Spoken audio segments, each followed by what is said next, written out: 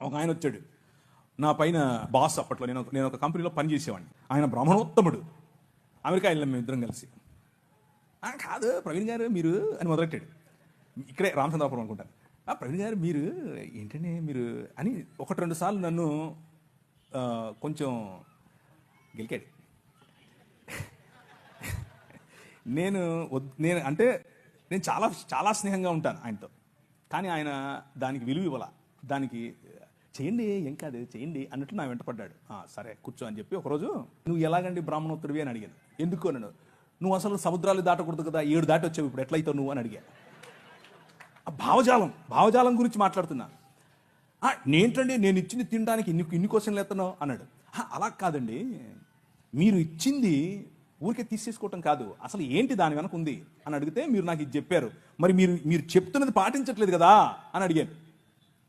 లేదండి మరి మేము చాలా స్వచ్ఛమైన ఇది అది అని ఏదో చెప్పాడు. ఏం తింటారో ఏం కలుపుతారో చెప్పారు. సరేనండి నేను కూడా తింటానులేండి, ఓ పని చేద్దాం, రేపు మా ఇంట్లో బీఫ్ బిర్యానీ వండుతున్నాను వచ్చేయండి అన్నాను. ఏంటండి అలా అంటారు మీరు అన్నాడు.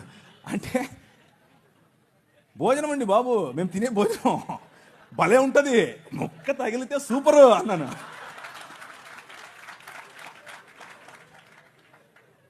మీరు ఏ విధంగా ఇది తినడానికి జంకుతున్నారో మీ నిష్టలో ఇది తినకూడదు అన్నది మీ భావన, తినరు.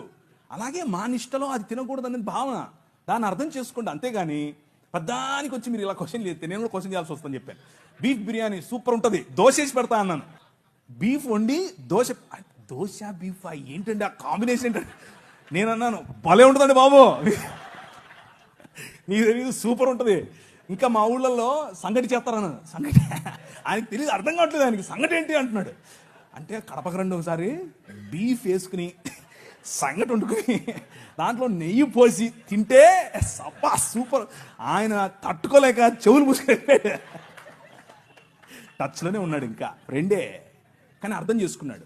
ఆయన నన్ను పెస్టర్ చేయటం, నన్ను ఒత్తటం, నన్ను కావాలని ఒత్తేది నేను ఒత్తితే ఎలా ఉంటుందో అర్థం చేసుకుని ఆపేసాడు. సో ఫ్రెండ్షిప్ మంచిది, ప్రజలను కోల్పోవద్దు, కానీ నీ విశ్వాసం అంతకంటే ముఖ్యం. నువ్వు రోడ్డు మీద నిలబడి సువార్త చెప్పటం ఎంత ముఖ్యమో, నీ ఫ్రెండ్ దగ్గర నిలబడుకొని నేను క్రీస్తును మాత్రమే అనుసరిస్తాను అని చెప్పడం అంతే ముఖ్యం. నువ్వు వాడిచ్చిందల్లా తీసుకొని తింటే నువ్వు అది చెప్పడం లేదని అర్థం, నీ సాక్ష్యం లేదని అర్థం. సో ఒకరిని గెలవటం కోసం అబద్ధం చెప్పక్కర్లేదు, సత్యం చెబుతూనే గెలవచ్చు. ఆ ప్రయత్నం చేయండి.